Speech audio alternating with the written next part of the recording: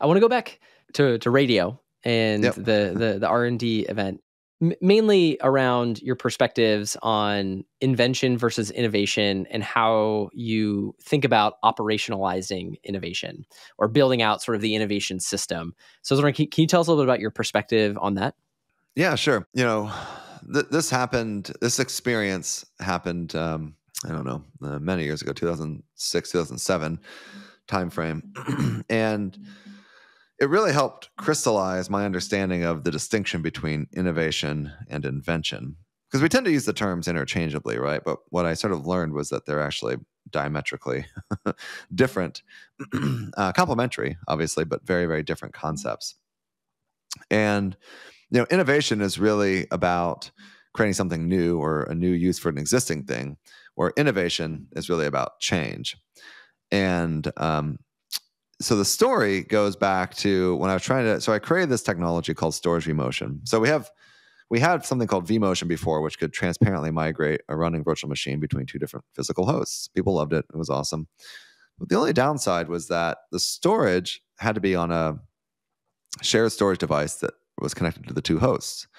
So if you wanted to change the host, you could do that without downtime or disruption to the VM. But if you want to change the VM storage, well, you still had to take it down.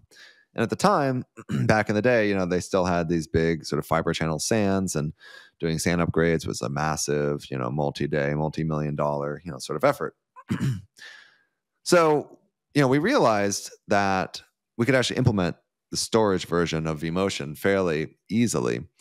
And, originally, me being me, was trying to circumvent all of our release processes because they seem too onerous and too much red tape. So I was like, hey, I can implement this stuff myself. I can find some people to test it, and we're all good. Don't need to go through the big, process there, filling out all the forms and so forth. And I almost did that, but one of the last people I needed to test it said that they didn't have the resources, and in order to do it, I'd have to go through the formal process. So I'm like, okay, so go through the formal process.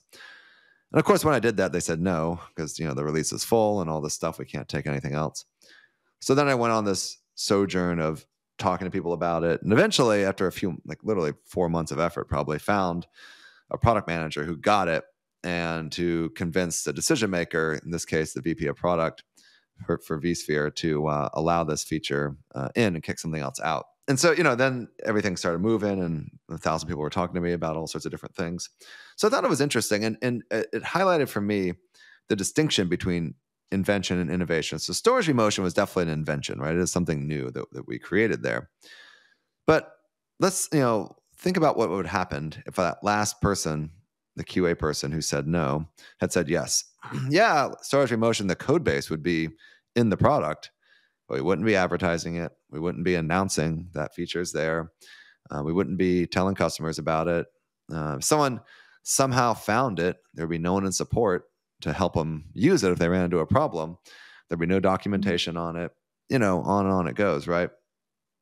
And so what I realized, the sort of aha moment for me, was what I assumed as this onerous release process that had red tape and was just slowing me down was actually a gating function to this massive machine that we at VMware had built that, has salespeople, has marketing people, has documentation people, has support people, has all these other things, right?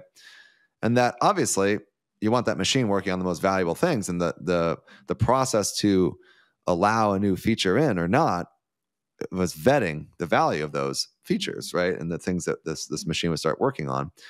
And that, to really drive innovation, you've got to have all these other things. You can't just have some code sitting in a product that no one knows about. Innovation would be customers actually leveraging this technology for some sort of business value or other value, right? But you need all these other things in order to make that happen.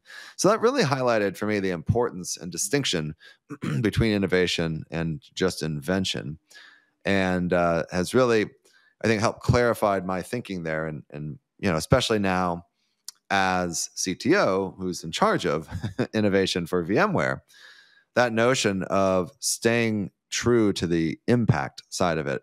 I think we as technologists can get caught up in cool new tech and all that, and we should.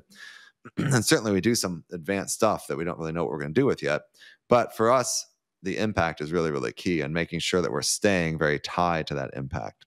So that was a pretty transformational mindset shift for me.